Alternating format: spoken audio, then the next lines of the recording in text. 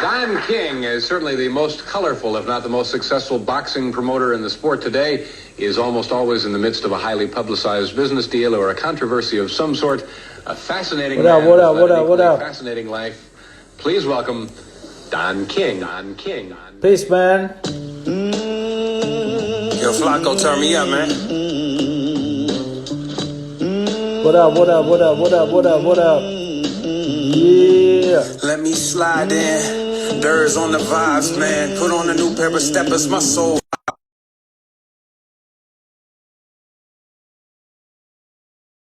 What up, my man Black Son? Peace to the Salinas, man. My man DJ Bambato.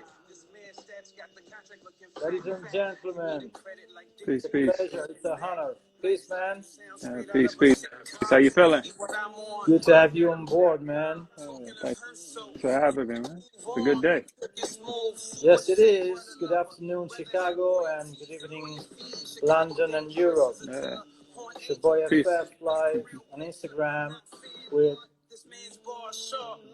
Allow me to introduce yourself properly, please. The real hip-hop renaissance man, Pugs Atomz. What up, Booby D? Peace. Wait.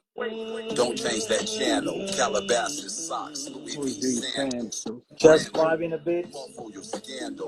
Hogwash and propaganda. Like your rap, man. Seriously. Thanks, man. Medicated concluded that most of these rappers intimidated.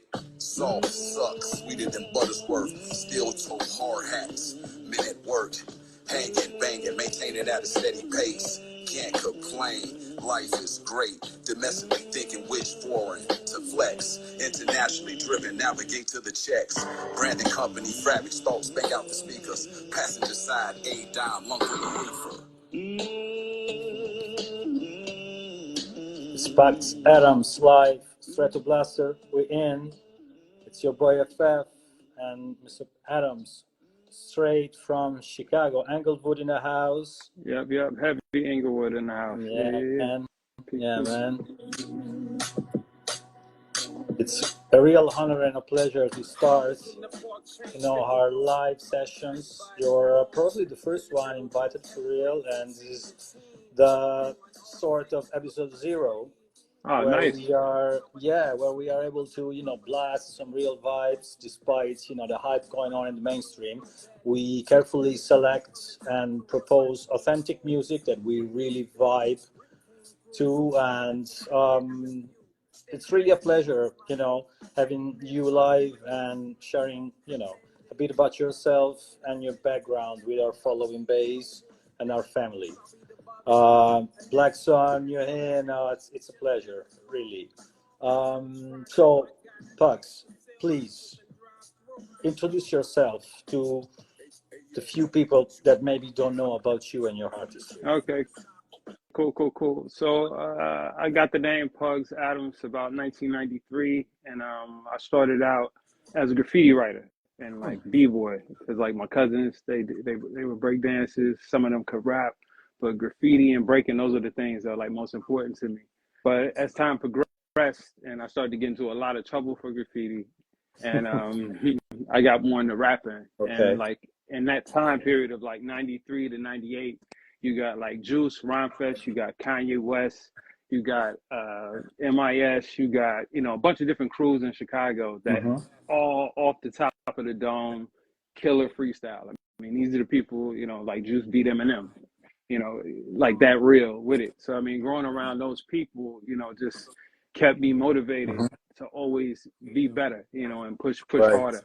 So from there, around like 95, 96, I started to put out tapes with my crew called the Acrobats, which was like over 200 kids from Sauk Village to Evanston. And I mean, doing everything from graffiti to throwing parties to poetry, just a full gambit of, what hip hop is.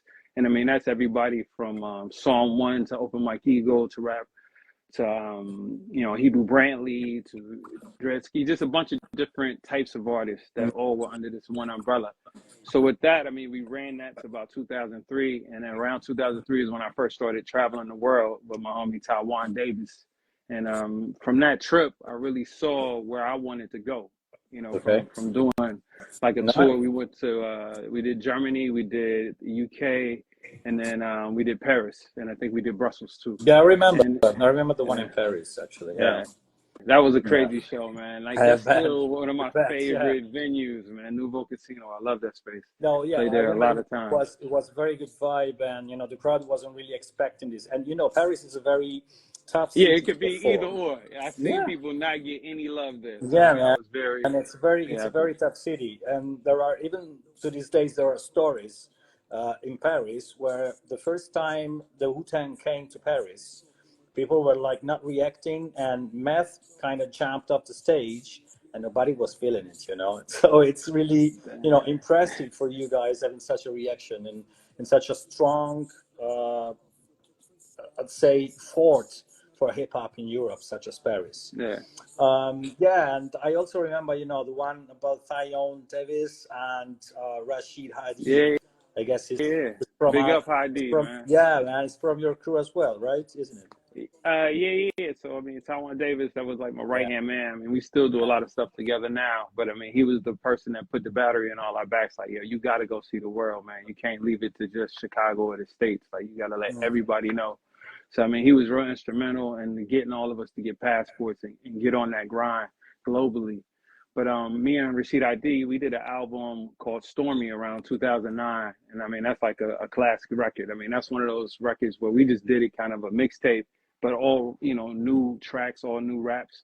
But people just started uploading it everywhere, and it was like one of those things we couldn't even control it after it went because we had no real expectation. We were just making music together that was because it was amazing. like a group of us.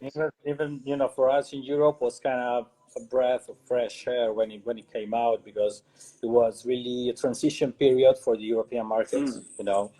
And domestically, you guys were like experiencing probably the recrudescence, if I'm allowed to say so, of the mainstream.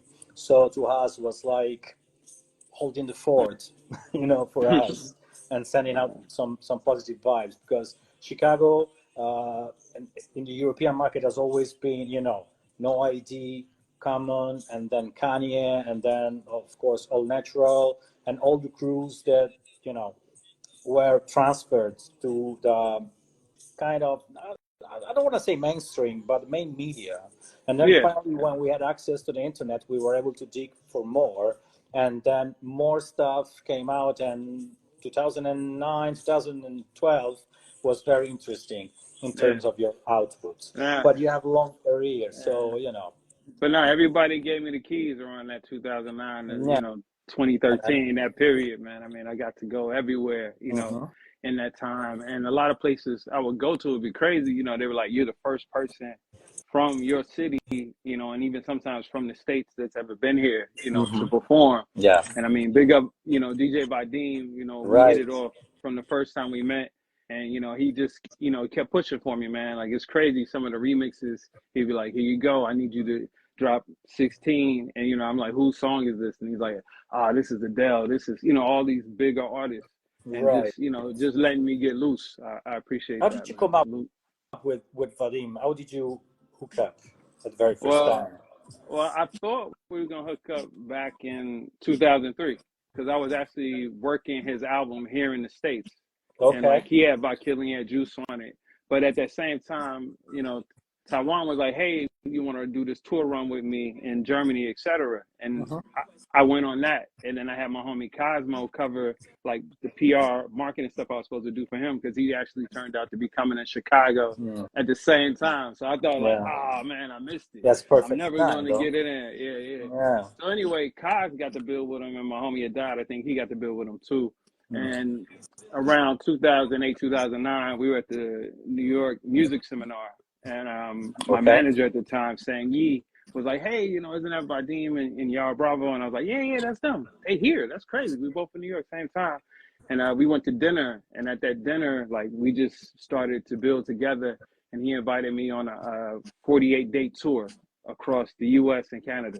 And I mean, that was like my first big, real, serious tour in that sense. And I mean, I kicked butt on that tour, man. Like he was like shocked because I mean I had like the laptop with all my videos going. I had like a table full of gear, Yeah, CDs, yeah. records, all that stuff, and just every night I Right. gave it my all, and then from there, he was just gave me a CD of beats at the end of the tour, and I think I recorded to maybe like 8 of the 12 tracks, Hmm. and I sent, we kept sending songs. Then he had eye cancer, and I was like, oh man, again, like I thought we were gonna have this moment, and now he's dealing with a real life situation. Mhm. So it took about a year or so for him like to beat the eye cancer, and then he just hit me up out the blue, man.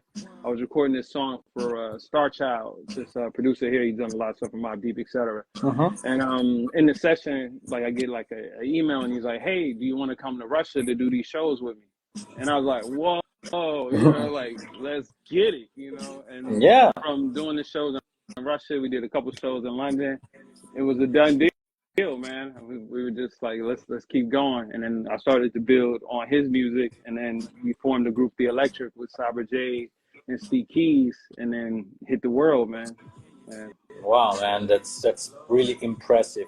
So, are these, in your opinion, the key moments in life that shaped your artistry to this very day, in your opinion, or there are, some other aspects, maybe in your early days that really kind of, brought you and yeah, into it, and like yeah. the way you're doing this way? Because, man, seriously, when you describe yourself as a hip-hop renaissance man, I feel like you nailed the description, because you touch music, you touch paint, you touch fashion, Mm. you touch artistic direction, and you're rooted really in art, because art was always around you Yeah, since day yeah. one, I I mean, guess. for me, it was like, my mom, she was a painter. Mm. So it was like art was always around, and she would always, be like, hey, if you want to do it, you can do it. And then Yeah. she would always introduce me to artists, all types of artists, everybody from like a Oscar Brown Jr.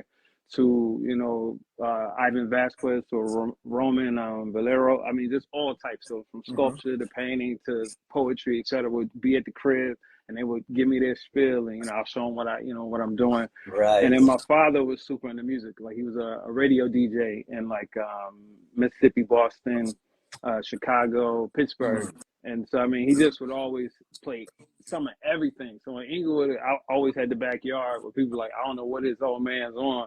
Because it could be classical music, on 10, Mm. blasting in the summer, or it could be Muddy Waters, just Yeah. many different styles. And then, as I said before, my cousin Seagram, he was a rapper. And I mean, Okay. he found some success. So I mean, I got to see people do it in a real way. So I mean, I always approached it in a real way. I'm myself in my music. I'm myself in my art. I'm Mm. myself in my community practice.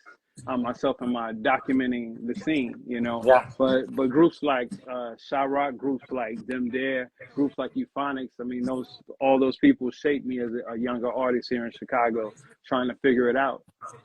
What was the vibes back then? Like, what kind of music was mostly played in Chicago? Because to us, Uh, in yeah. Europe, Chicago is mainly, soulful, Mm, and of course house music, a lot of house music and bouncy music, but mm. with a lot of soul. Yeah, So yeah, I guess was the same for yeah. you growing up. Yeah, a lot of soul music, Motown and that. Yeah. But then also Chicago was super into house music. So I mean, that made it Yeah. difficult in a way. Being a hip hopper, you were kind of like an outcast in that. Now, Yeah. all the stuff is cool and it don't matter. Yeah. Like I mean, I remember like people would come at me because I had super long dreads. Like what are you on? You Jamaican? You from New York? It would be a Yeah. whole bigger thing. Things that are just self expression now. But with it all, it was just a very DIY attitude, just because a lot of people didn't rate Chicago artists. I mean, Common had it hard, Twista had it hard. I mean, even Yeah. Kanye had it hard, just because people were like, you're from where? And just a lot of Chicago's history is an oral history. It's not necessarily in a book or in Yeah. a documentary, because some things happen and it just happened and people moved on. And with the end of Record Row here, with all those artists, that kind of left a dent that never really got filled into these times where everybody's like starting their own labels again and getting into that vibe. But in the 90s, it was super. Everybody had their own label. We just gonna do it how we do it. I would go to the record store every 2 weeks and they would hit me off with 100 up front, for 10 tapes, and I could just keep repeating that cycle. Then, we would put other people from the crew in that same circle of, letting the dollar circulate and building their fan base. Sure. But it was way more in your face. I mean, I went high school to high school battling whoever they said was the coldest. I did a bunch of talent shows, but I would be battling at the talent shows. I wouldn't even be in the talent show. Yeah. But in the parking lot, I'm going for it, and we used to meet at Navy Pier on Saturday in this place called Promontory Point in Hyde Park every Thursday. That would be like the breakers, the rappers, graffiti artists, and everybody just sharpening their swords and trying to get better. Yeah. No, I get what you mean, because we had like similar stuff in Europe back in the 90s, at least in Southern Europe. Talk about France, talk about Italy, and we used to battle a lot of in jams and parties and the whole school way, like not even the whole school, but like the true school way to us. Yeah. I mean, that was something that really resonated me with Vadim, when we started to really get serious about the electric and start doing like shows, doing full tours with like Fat Freddy's Drop. And after the shows, we would pull up our van, open the back of the van onto the street with all the people walking out, and have the turntables, the mics, and just do a full out another show after we just did the show inside, to really be with the people, and bring it how it's supposed to be, Yeah, there's something very important in my opinion, and I always try to stress it through our pages, through our music, through everything. This is for the people. The money comes way after, if it comes. First and foremost, it's a community thing, in our opinion, and this is why I'm so glad to have you here, to discuss this, because I know you as a really rooted artist within your community, and I'm thinking about also Englewood Art Collective, and how your work impacts the community locally, and then also globally, thanks to the internet, thanks to the international connection you had so far. So would you like to talk a bit about your relationship with your community and how it's important for you as an hip-hop artist to give back to it and build from it? Well, I mean, for me, as I was saying, my mom, she was really in that. My dad was a Black Panther, you know what I mean? So it was like, if you're doing this, it's got to be our story. It's got to be for our community. It's got to be a positive push in some way, each one teach one, etc. But, I started out at the Boulevard Arts Center where my mom was artistic director. So, I mean, firsthand, I'm volunteering there all the time. I'm firsthand, I'm teaching kindergarten art classes in my own neighborhood. You know what I mean? So it's like having that kind of background in it. And then like in high school, I had Carolyn Lawrence from the Afri-Cobra movement. She was my art teacher. I only took art 1 year in high school. My senior year, took AP art with her. Had no idea of her story, but as I learned more, it was like, wow, this is connecting dots for me. And like with the Englewood Arts Collective, a lot of us grew up together, but a lot of times wouldn't know that we all lived in the same neighborhood because we had to go so far. Because you had to search out hip hop, in those times. Like you're talking going 30, 100 blocks to another side of the city to find this party where you heard KRS or somebody else is going to be there. But, with the Englewood Arts Collective, it's been very fulfilling to give back to the community, to provide new opportunities for artists, and then also change how people talk to artists and really respecting what they're already doing instead of trying to throw all this other stuff, that goes with your game plan to make it work, and just meeting artists where they are. If somebody's community-based, focus on that person if you're doing a community project. Somebody's more commercial-based, let the commercial people work with that artist for that, because that's that's where they're focused. So nobody's giving up too much of themselves to make this idea happen, and it's real. What advice would you give to aspiring artists these days, trying to make an impact, or trying to you just said commercially minded, creatively minded? What's your point about it? Like, to a young artist, what would you tell them? Well, it's really that. I mean, because I do a lot of consultations and that kind of thing. And recently this one artist, I was at was at the comic book fair, and he had a booth, and he was like, "Yo, Pugs, a long time ago you told me just to focus on the people that are into what I'm doing and stop trying to look at everybody else and compare and try to chase these people that aren't into what I'm doing." And he's like, as soon as he started to do that, his growth went exponentially. And I mean, like, to see his face and him to tell me all these cool things that have happened, because he's been around the world now a few times, you know, and I'm just like, wow, that's cool, you know. But I mean, I That's said that in impressive. passing, but it really left a mark on him. But really just find your people and focus on the people that are into what you do. And I mean, it may not be quick, it may take forever, but staying true to your art and building from that is something nobody could take from you. You know what I mean? Because I mean, if you look at my track record, I'm the same no matter who I'm doing it with. It's still the same thing.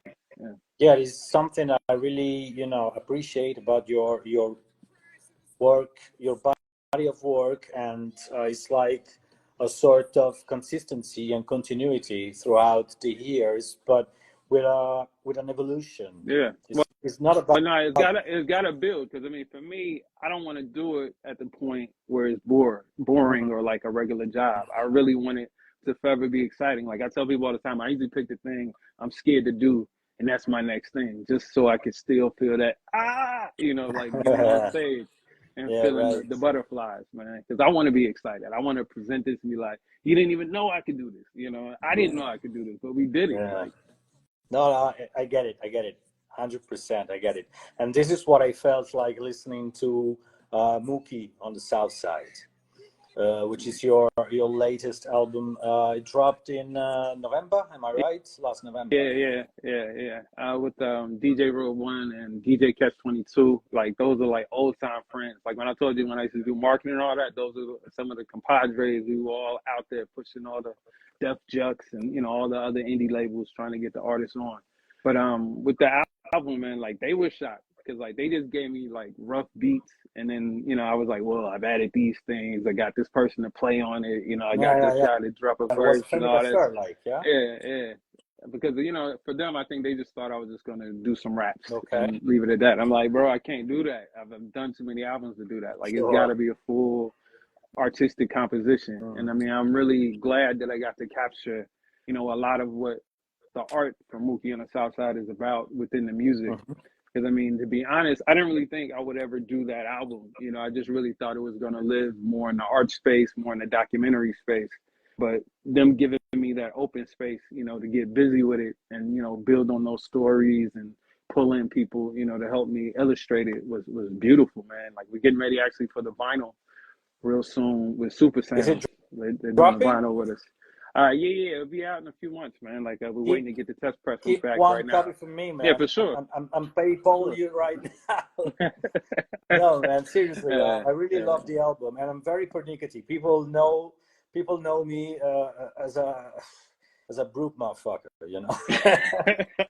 And if I like something, man, I like something. If I don't, sorry, I don't. And your album is really inspiring because we need like authentic music and soulful vibes these days to upbring, the soul, and even discuss about simple things. Because at the end of the day, if you guys don't know about Mookie, go to Bandcamp, stream Mookie on the South Side from Pugs Atomz.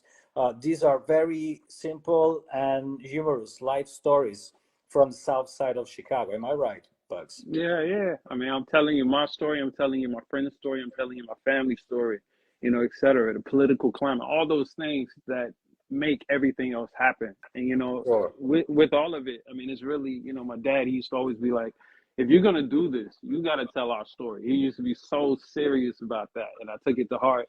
And it's, it really it's paid off within my work and, gave it deeper meaning. Wow. Yeah. No. It's like it's evident to educated ears that you're onto something authentic and real. And about authenticity as well.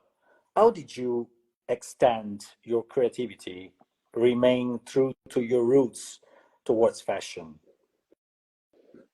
Well, I really look at it like, because I was a super like Ralph Lauren collector. Like I grew up working in a thrift store because my grandma owned a few thrift Okay. stores. I mean, I always, had the eye, that kind of thing. And then again, with my mom, she was a buyer at the apparel center for some time. Mhm. So I would always get like the next thing before it came out. So you get the awkward, Okay. like, what is that? Why are you wearing Hmm. that kind of thing? Yeah. But with design and everything, it's got to tell a story. Mhm. It's got to follow suit. I used to collect hella like polo stuff and all that, and the thing I liked about Ralph Lauren was the storytelling involved in the garments. But I felt I could take it further in telling, this story of Chicago within what I'm doing to really, put the finger on it, but then make it historical, because I mean, a lot of people that buy like clothes from me, they frame the clothes, something they don't even wear the clothes, which is crazy, but for them, they're seeing the art of it, and I appreciate that. No, it's beautiful because to be honest, I also work as a brand consultant for fashion brands. So your work resonates with me twice in this sense, because it brings me back to to our childhood days. Like, it reminds me of Castelbajac. It reminds me of, creative, the early 90s, but, the Afrofuturism theme. And it's like so refreshing. And there is a friend of mine, a very good friend of mine. Hopefully Oh, yeah? she's watching us. Yeah. Oh, cool. There is a friend of mine really loving your patterns. Probably I'll get in touch with a European designer, because your work is really crazy. Thank Who you. are Thank your you. major references for fashion these days, if I may ask? I mean, at this point, it's just my closet, man. Like, I have a nice stack of things from all across the years. Because I mean, I collect a lot of things that I never wear, Sure. that I just like, the make of it and that. But Mhm. studying like mud cloth when I was younger, doing Yeah. batiks when I was younger, like all that stuff's just programmed in me at this point. Okay. So it just kind of comes out. But I mean, I thought I was gonna be like an architect, like when I was in high school. So I mean, I was in drafting class, and when I figured out the 3D of that was the same 3D in graffiti, I was like, oh man, I'm Yeah.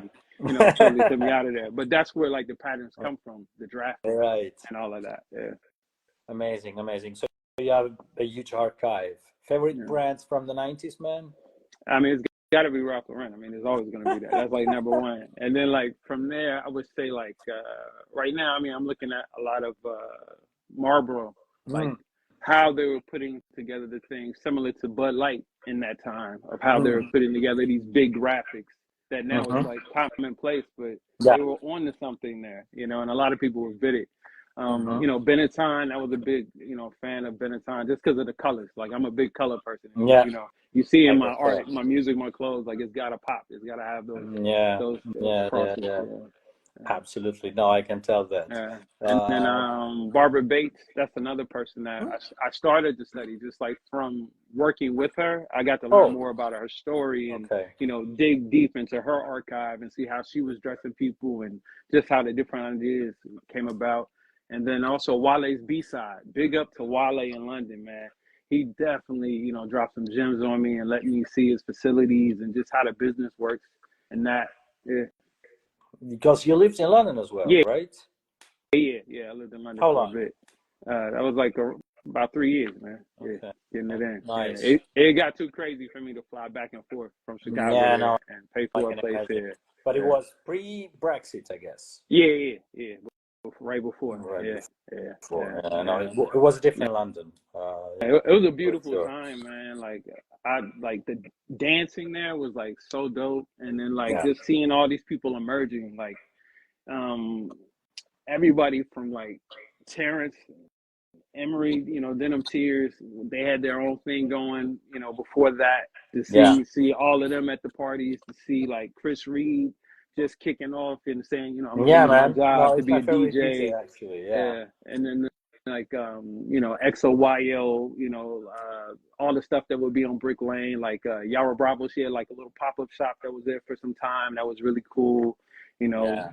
Going to Deal Real, like that whole section, man. Because I mean, we started out there. We would just busk during the day, and then do all the shows, in the evenings. But creating a scene, it was beautiful to be part of that.